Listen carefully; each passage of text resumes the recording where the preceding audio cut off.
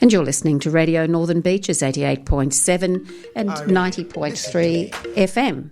And my next guests have arrived early, so that's wonderful. I love early people. That's really, really great. And they negotiated the Northern Beaches Hospital without too much drama, I believe. Hello, John. Hello, Roy. Good morning. Good morning, Michelle. You got past the hospital without any dramas? Easy. Easy. Oh, okay, now let me tell you, Roy and John are from SES. Do you know what SES stands for? Who's going to tell them? John, you be the... Oh, okay. Well, SES is State Emergency Service. Roy and I are both from Manly unit, which is down at Manly Vale. How many years have you clocked up between the pair of you? Well, I've only been in for 7 years, but Roy's done a bit more than that. Yes, I'm a bit of a long-term person. I've been in there 25 years. I can't believe it myself, but I'm still liking it. So yes. It proves that you can hang around for a while. Yes, because you never think of how many years, do you? When you're just doing it, the years just tick over. No, it's an automatic thing for me. We meet once a week. It's called training, but it's kind of socialising and training and a bit of a work bee on a Tuesday evening, and I just put my stuff on and go down there automatically. But okay, it shows I'm still enjoying it. I still think a lot of the SES, and it's a worthwhile thing to do. So what sorts of things do they get involved in? Well, officially, the function of the SES is to provide emergency service for flood, storm and tsunami.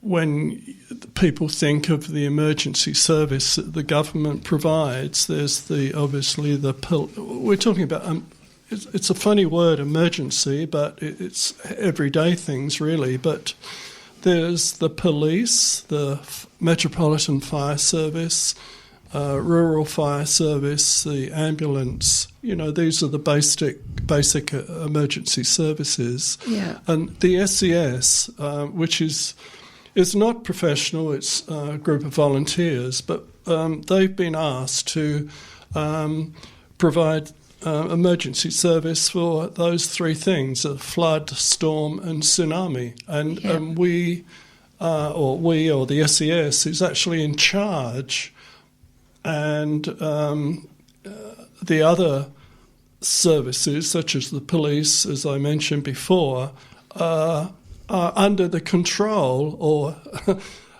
in some way of the SES during a flood, storm, or tsunami. So, do you have a coastal group, or is it all the same group? People that do the water stuff, or it's all just changed. They've reorganised the whole system just in the last 12 months, 18 months. Yeah. So we used to be Sydney Northern, which was basically northern beaches, and then out west somewhat, and now we're Metro. So the function of the SES in the metropolitan area is different to the countries. We're not first responders, so we don't land out if somebody has a problem with a car crash or something, but in the country they do. They have first responders out there, right, and they have special training to get people out of cars and render high-level first aid, shall we say. But here in Sydney, that's left to the AMBOs and the fire and rescue. So we tend not to get there as first responders. It takes us a while to get on site because we're all volunteers and you have to get a crew together. So, they're all at work or picking up kids or doing whatever they might have to do. And so you send out an SMS, who's available, and you'll get a crew of half a dozen together, and they'll gather at the station, pick up the gear they need and a couple of trucks, and off they'll go. Right. So you are involved in water stuff as well, aren't you? That's right. So traditionally the SES started with the floods in Maitland back in 1950 something or other. 55. So they do a lot of the flood rescue stuff.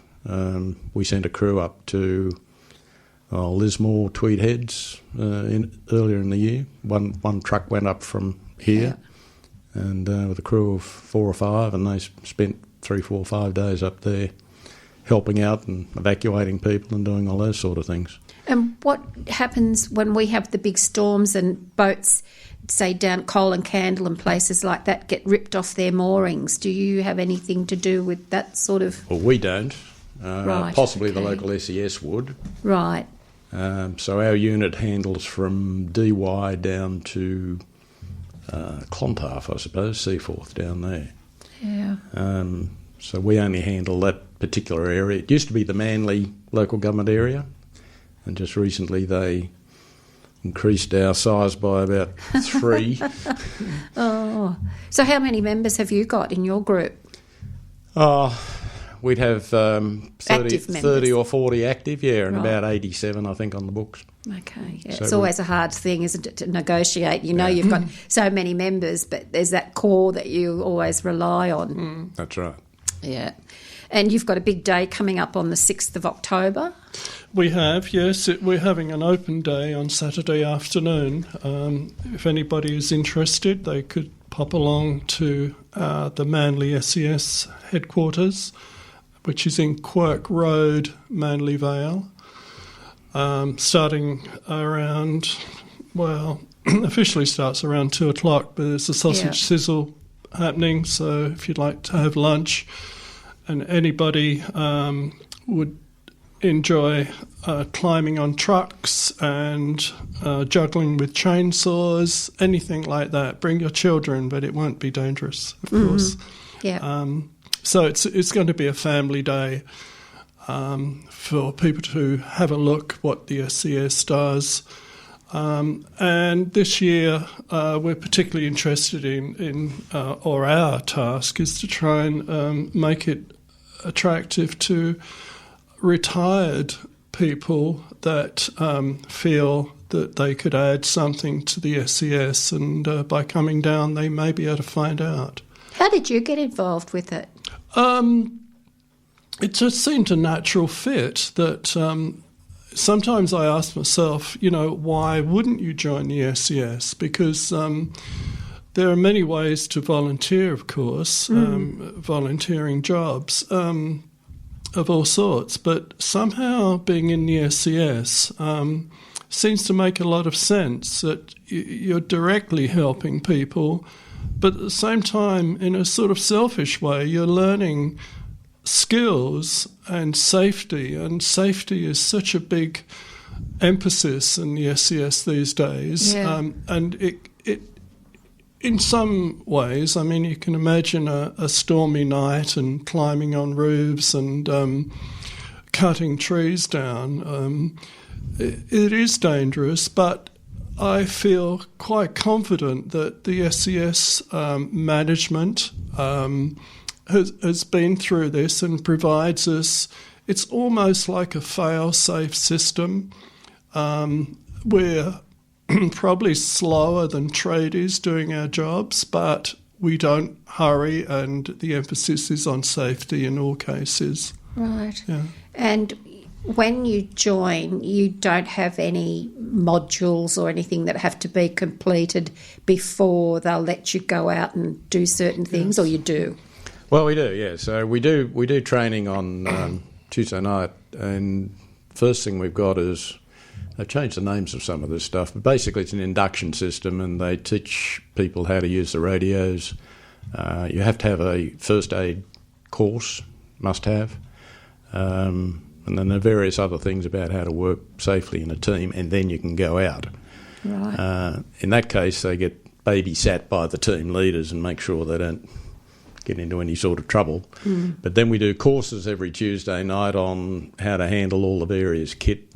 I must say, when I first got there and they took us out to the shed and I had a look around, and I came home to my wife and I said, it's just like Bunnings in there. It is just so good. Oh. There's all this gear that you can play with. It's just so wonderful. So we had so we teach everybody how to use all that gear, the chainsaws and the drills and the saws and the lifting equipment and the acro props and the generators and pumps and all the rest of it. So there are courses on each of those. And what made you join? Well, I retired. And so I was looking for something to do, and so I joined the SES. But what made you choose the SES as to, say, the fire brigade or the... Well, it was a whatever. volunteer system. Possibly if I'd been in the country, I might have joined the RFS, but being in Sydney, it sort of seemed natural to volunteer for Had you the SES. volunteered before in any way, in any capacity? No, I'd been sort of busy. And that's why we're after some people who may be able to devote a little more time to the SES, because we have now what we call the geriatric crew, and that's when the... Is that like Dad's Army? It's exactly like Dad's Army. So when the corps goes out, working hours Monday to Friday, 9 to 5, that sort of thing, and all the younger folk are at work. Yes. Dad's Army turns up and... Well, we make fun and say Dad's Army, but actually Dad's Army is full of very... men with lots of skills. Well, that's right, and a lot of people have done do-it-yourself jobs, and they've got those skills. They're still fit and active, and mind you, there's a bit of discussion about who's to go up on the roof when Dad's Army gets out. Well, send the younger blokes up, the 65-year-old. Well, I mean, how fit do you have to be?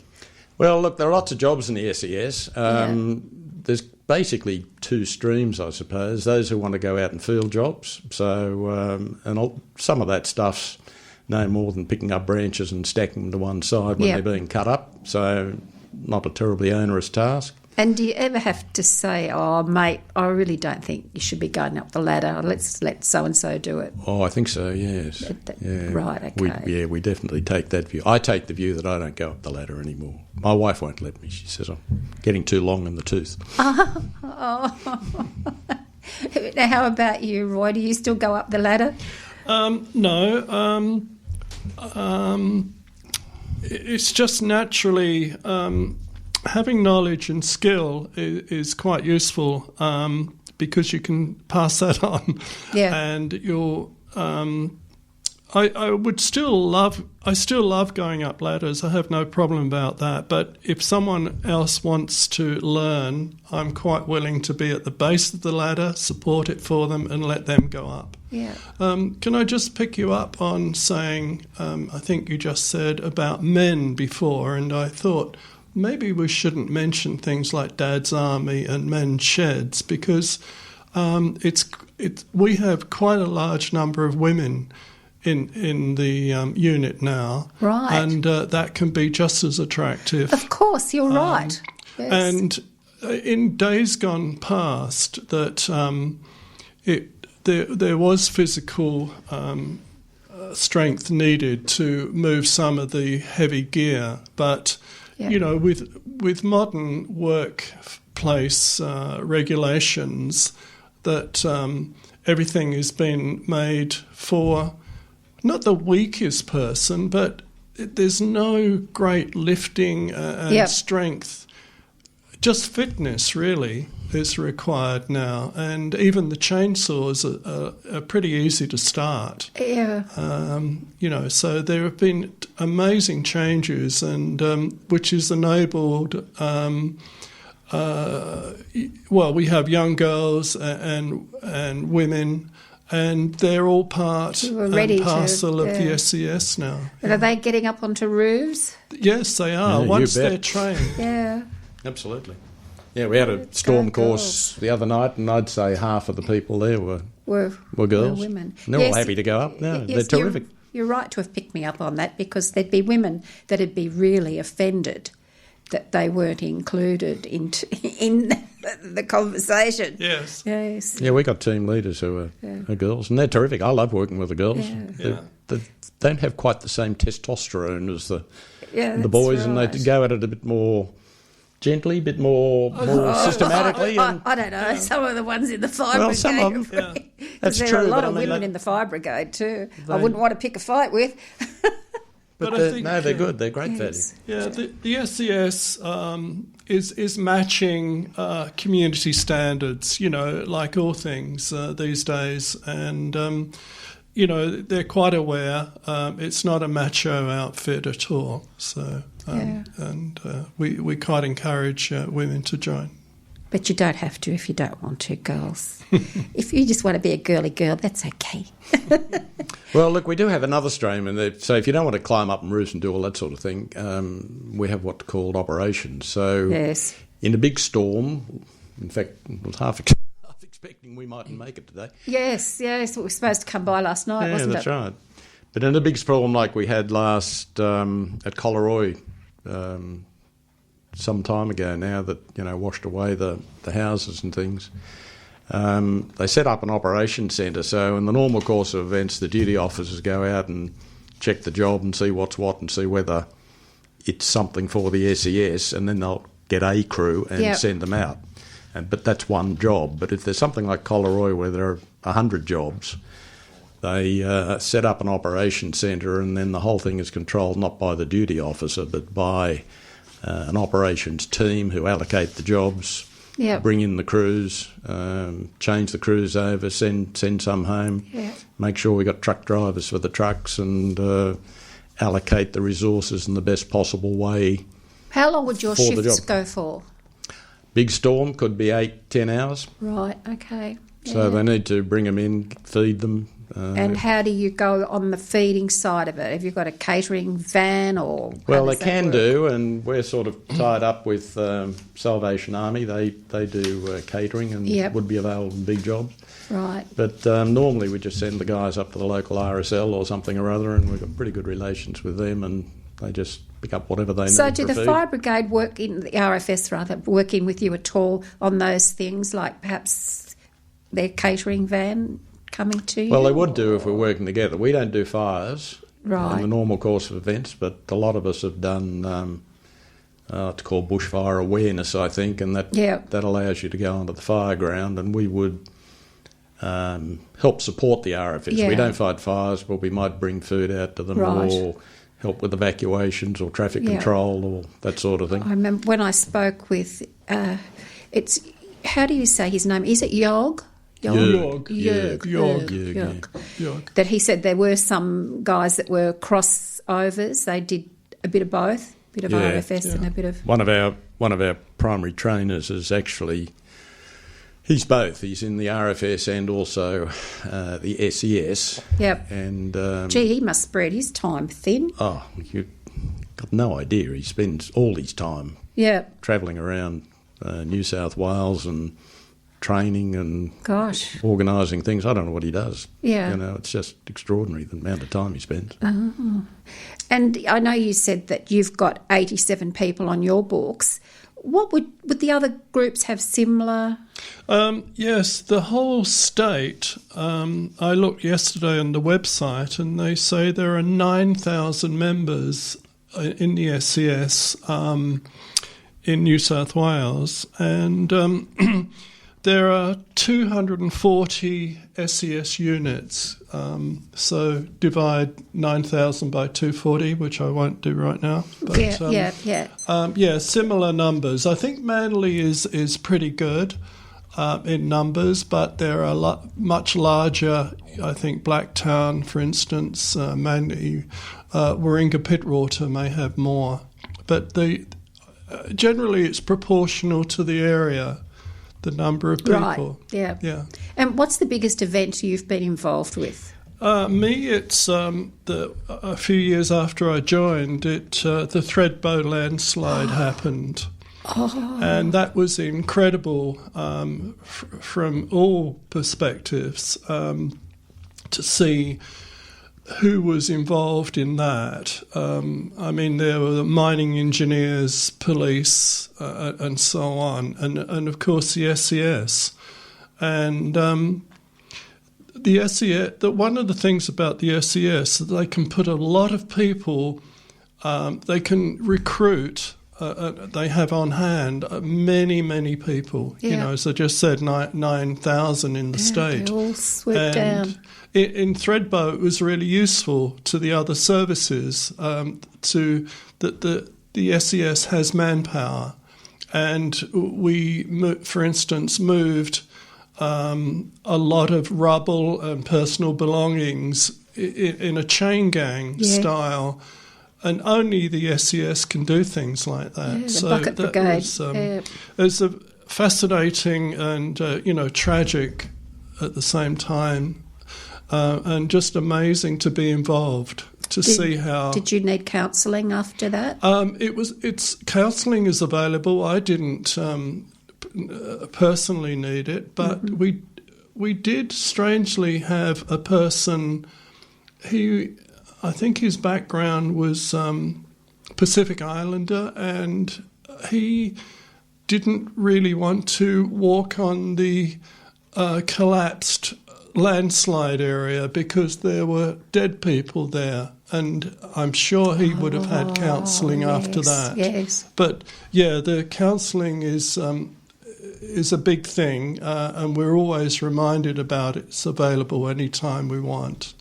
Yeah, that was just a major thing, wasn't it? It was dreadful. yeah. Mm. And yet all around the world there are those awful mudslides in Chile and places like that. The current one in Indonesia. Oh, yes. God knows how that, just working on that, you wouldn't really know where to start. But yeah, that's it.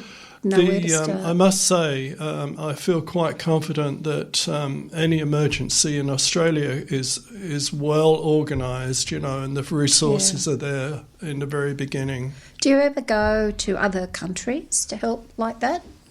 Well, me, no. But it's not the SES, but USA, Urban Search and Rescue. We've got two highly qualified teams that do go out and quite possibly will go across to Indonesia now. They've been to Japan and all sorts of places, and they have a base out at way out Western Sydney there, and it is just extraordinary. The container loads of stuff they've got, pallets of chainsaws, pallets of generators and pumps and all this stuff, all palletised, all ready to go on a plane and all ready to fly out. And they've got, as I understand it, a team in Queensland and one here in New South Wales, and they turn about on ready-to-go status, 1 month on, 1 month off, and they're ready to fly out, and I think they can have all sorts of stuff in... within 24 hours they can have this stuff palletised, stuck on a plane and gone. Gosh. It's just extraordinary. It's just the gear they've got out there is just amazing. So US, are they responsible for when people go missing in the bush too? Go out looking? No, that'd be more SES. Oh, okay, right. So the others, the big... Yeah, so the big thing, so these guys, I don't think we actually had it then, but they probably would have been more in the threadbow type deal that happened there, or maybe if they flew over to Indonesia now, no doubt they'll get hooked into that, I would imagine. And what's the biggest one you've been involved with? Oh, not so much. I was out at Kurnell, the tornado went through a year or two back, Kurnell, and smashed a couple of streets there. That was pretty amazing. Right, and there was all the roofs off the houses. Yeah, and so that was had to go and put canvases on the tarps on the roofs and that. Yeah. Trees galore. I mean, we were at one place and a big rib, rigid inflatable boat, and there's rubber type, including its trailer, got picked up and hurled into the tree in the front lawn of the place opposite and pushed the tree over. So the whole thing was sitting up in the tree. It was extraordinary. Yeah. And did you guys go to Darwin when Tracy... Well, I wouldn't have. But, no, because you were working at that time. But no, that was before my time. Right. That's the sort of thing that they would have gone to help too.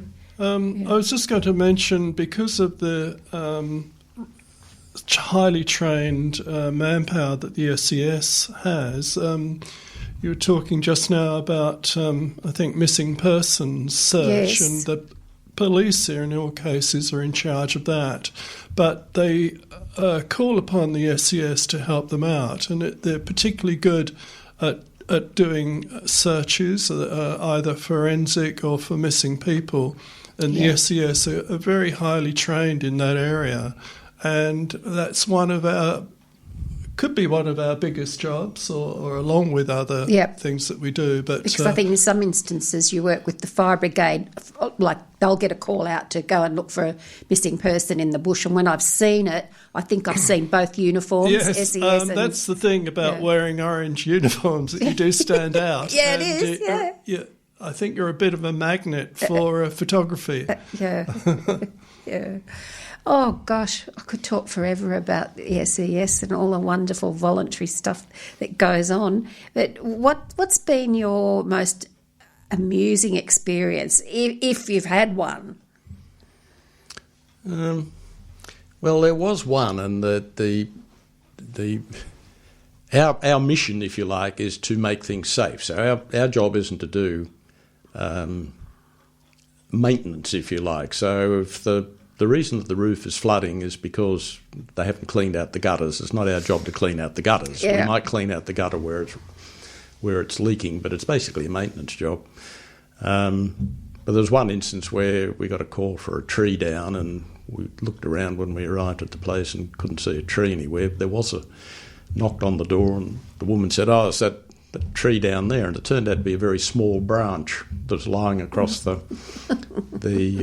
driveway. So the boss sort of looked at the smallest girl he had on the team and got her to come across, pick up the branch, take it off to one side, take it off the driveway. "There you are, madam." Oh. All fixed. Oh, dear. Well, there you go. That, for her, that was an emergency. Well, yes, but it was a very small branch. Yeah, she could have moved it herself. And have you been able to think of something, Roy? It's interesting interacting with the public, let's say, and as you just said, that some things like a few drips from a ceiling can be a major disaster for a lot of people. That may be a simple thing like one tile shifted in the wind, and it can be easily fixed, but they don't know that. Yeah. And anything unusual can be an SES call-out for someone. And on that, can I just remind your listeners that if they do need SES assistance at any time, I can give them a number to ring. And this is a universal number that it's a major call centre that will take all the information and then relay that to the closest SES unit to help you out. So that number is 132 500.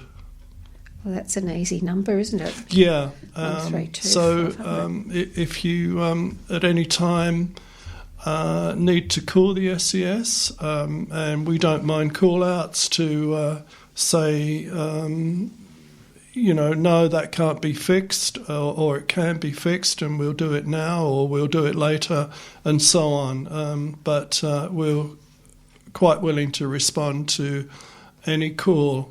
That's right, because sometimes it could be as simple as, "Gee, ma'am, you really need the plumber for that." Yes, exactly, yeah. But what else would you like to say? Is there anything we haven't covered? Not really. It's just the remind everybody that there is an open day for us down at the base at Quirk Road on Saturday afternoon, 2 till 4. Bring the kids, sausage sizzle.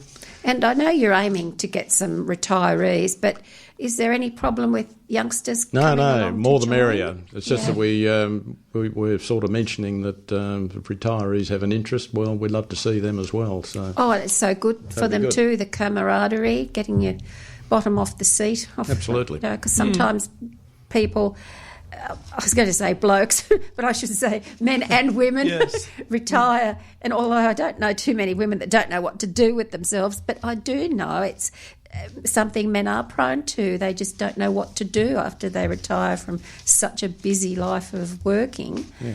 And there are all these guys down there that are willing to be your friend. So thanks so much for... Oh, that's great. I'll be able to read that out on an ongoing basis. So thanks for coming along, and I hope you get a great turnout there on the 6th of October, and I hope the weather's fine. It won't be postponed if it's wet, will it? If it's wet, it should be fine. But if it's wet, it should be fine. Well, if it's wet, they'll be out working. If it's really wet, if it's just wet, it's not a problem. Yes, but if it's a storm and possibly we've got lots of jobs on, then potentially that could be another situation. But if it's just simply raining, then that shouldn't be a problem. Well, perhaps let's know if it doesn't go ahead so we can give people the heads up. That's fine. I'll just say goodbye and thanks again. Thanks, Roy. Thank you, Michelle. And thanks, John. Thank you. And I hope you enjoyed that, listeners. I know I did. So I'll play some music just so I...